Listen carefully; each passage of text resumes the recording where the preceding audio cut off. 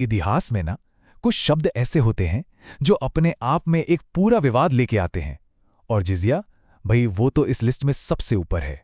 ये सिर्फ एक टैक्स नहीं था, नहीं, ये एक पूरी व्यवस्था थी जिसने सदियों तक भारतीय समाज पर अपना असर डाला।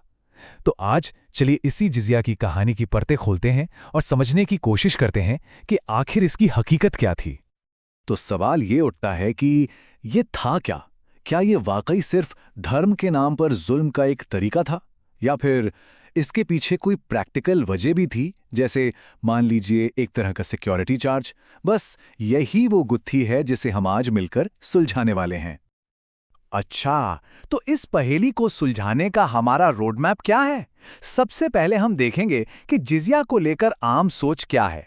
फिर समझेंगे कि असल में ये था क्या। इसके बाद हम इस बड़ी बहस में उतरेंगे कि ये धार्मिक टैक्स था या सेक्युलर। और हाँ, भारत में इसका पूरा सफर कैसा रहा, ये भी देखेंगे। आखिर में इन सब टुकड़ों को जोड़कर एक पूरी तस्वीर बनाने की कोशिश करेंगे। तो चलिए सबसे पहले बात करते हैं उस कहानी की जो हम सब ने कहीं ना कहीं सुनी जरूर है। आखिर जिजिया को लेकर ये जो आम धारणा बनी हुई है वो क्या है और क्यों ये आज भी इतना बड़ा सवाल बना हुआ है। आमतौर पर इसे कैसे देखा जाता है? एक ऐसा टैक्स जो गैर मुसलमानों पर जबरदस्ती लगाया गया, एक दमनकारी भेदभाव वाला टैक्स। कहानी यहीं खत्म। पर क्या यही पूरी सच्चाई है, या फिर कहानी में कुछ और भी पेच हैं जो हमें पहली नजर में दिखते नहीं? तो ठीक है, इस आम धारणा से अब थोड़ा आगे बढ़ते हैं और ये समझने की कोशिश करते हैं कि भाई थ्योरी में, किताबों में जिजिया था क्या, इसकी असली परिभाषा क्या थी। इसे समझने के लिए कुछ बेसिक चीजें जानना बहुत जरूरी है। तो एकदम सीधी साधी परिभाषा ये है, जिजिया एक टैक्स था जो एक इस्लामी राज में रहने वाले गैर मुस्लिम लोगों पर लगाया जाता था। इन लोगों को, इन नागरिकों को एक खास नाम भी दिया गया था। उन्हें कहा जाता था धिम्मी। अब ये धिम्मी शब्द का मतलब था संरक्षित व्यक्ति, यानी ये वो गैर मुस्लिम नागरिक थे जिन्हें राज्य की तरफ से उनके जीवन, उनकी संपत्ति और यहाँ तक के अपने धर्म को मानने की आज़ादी की भी सुरक्षा दी जाती थी। तो फिर सवाल उठता है कि ये टैक्स लिया ही क्यों जाता था? देखिए, थ्योरी ये कहती है कि ये एक तरह का प्रोटेक्शन टैक्स था। उस दौर में इस्लामी राज्यों में सेना में भर्ती होना सिर्फ मुसलमानों के लिए ज़रूरी था। तो तर्क ये दिया गया कि जो गैर मुस्लिम नागरिक मिलिट्री सर्विस नहीं कर रहे हैं, उनसे राज्य की सुरक्षा के बदले में ये टैक्स लिया जाएगा। अब यहाँ एक बहुत दिलचस्प बात सामने आती है। अगर हम दिल्ली सल्तनत के फाइनेंशियल सिस्टम को देखें तो मोटे तौर पर दो तरह के टैक्स होते थे। एक धार्मिक टैक्स जैसे ज़कात, और दूसरे सेक्युलर टैक्स जो कि देश चलाने के काम आते थे। अब सबसे बड़ा सवाल यह है कि जिजिया इन दोनों में से किस कैटेगरी में आता था। और रिकॉर्ड्स देखने पर पता चलता है कि जिजिया को खराज यानी जमीन पर लगने वाले टैक्स और खुम्स यानी जंग में मिली लूट के हिस्से के साथ रखा गया था। इसका मतलब क्या हुआ? इसका मतलब ये कि कागज पर यानी थ्योरी में ये एक सेक्युलर टैक्स था, कोई धार्मिक टैक्स नहीं। चलिए अब आते हैं इस पूरी बहस के सबसे अहम हिस्से पर, वो सवाल जो इस पूरे मामले के केंद्र में है। आखिर ये टैक्स धार्मिक था या सेक्युलर? तो सबसे बड़ा सवाल, जिजिया एक धार्मिक टैक्स था या एक सेक्युलर टैक्स? ज्यादातर कंफ्यूजन असल में यहीं से शुरू होता है। और इसका जवाब सच कहूं तो थोड़ा पेचीदा है।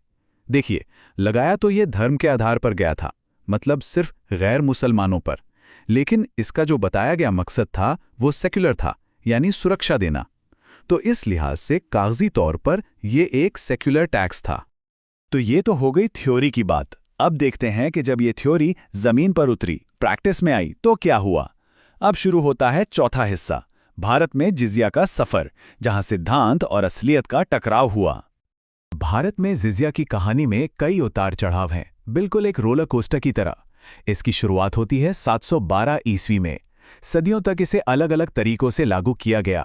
अकबर जैसे बादशाह ने 1564 में इसे खत्म किया, तो औरंगजेब ने 1679 में इसे वापस लगा दिया, और फिर 1720 में जाकर ये कहानी खत्म हुई, जब इसे हमेशा के लिए हटा दिया गया। चलिए इस सफर के कुछ खास पड़ावों पर जरा नजदीक से नजर डालते हैं। भारत की जमीन पर जिजिया को सबसे पहले लागू करने वाला था मोहम्मद बिन कासिम। सिंध पर जीत हासिल करने के बाद उसने इसे वहां देवल के लोगों पर लगाया। लेकिन ये कोई एक जैसा टैक्स नहीं था कि सबसे बराबर ले लिया, नहीं। मोहम्मद बिन कासिम ने इनकम के हिसाब से एक सिस्टम बनाया था। जो अमीर थे उनसे 48 दिरहम, जो मिडिल क्लास थे उनसे 24 दिरहम और जो कम आय वाले थे उनसे 12 दिरहम लिए जाते थे। और एक बात जो यहाँ वाकई बहुत दिलचस्प है, उसने ब्राह्मणों को इस टैक्स से पूरी तरह बाहर रखा था, उन पर यह नहीं लगता था। अब इसके पीछे मकसद शायद राजनीतिक था। वो चाहता था कि स्थानीय पावरफुल लोगों के साथ अच्छे रिश्ते बने, तालमेल बैठें, ताकि किसी तरह के विद्रोह की गुंजाइश ही ना रहे। जैसे जैसे वक्त बीता, जिज़िया शासकों के हाथ में एक पॉलिटिकल टूल बन गया। फिरोज शाह तुगलक ने एक बड़ा दांव खेला और पहली बार इसे ब्राह्मणों पर भी लगा दिया। दूसरी तरफ अकबर आए और उन्होंने अपनी सुलह कुल की नीति के तहत इसे जड़ से ही खत्म कर दिया। लेकिन फिर औरंगजेब ने इस पूरी पॉलिसी को पलट दिया। और एक और दिलचस्प उदाहरण है कश्मीर का, जहां ज़ैन उल आबिदीन ने इसे हटाकर कश्मीर का अकबर का खिताब पाया। ये सब दिखाता है कि यह टैक्स कितना ज्यादा संवेदनशील और पॉलिटिकल इंपॉर्टेंट था। और फिर आता है साल 1720। इस साल मुगल बादशाह मोहम्मद शाह रंगीला ने इस टैक्स पर हमेशा हमेशा के लिए रोक लगा दी और इसी के साथ भारत में जिज़िया का ये लंबा और विवादित अध्याय खत्म हो गया। तो चलिए अब इस पूरी बातचीत का सार निकालते हैं। हमारा पांचवा और आखिरी हिस्सा, बारीकियों को समझना, यानी उस सीधी साधी कहानी से आगे देखना।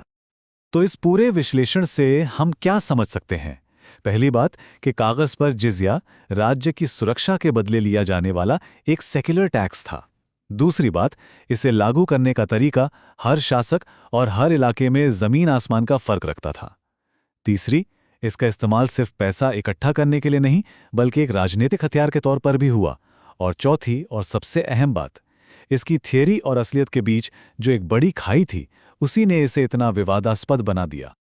और ये सब हमें एक बहुत बड़े सवाल पर लाके छोड़ देता है।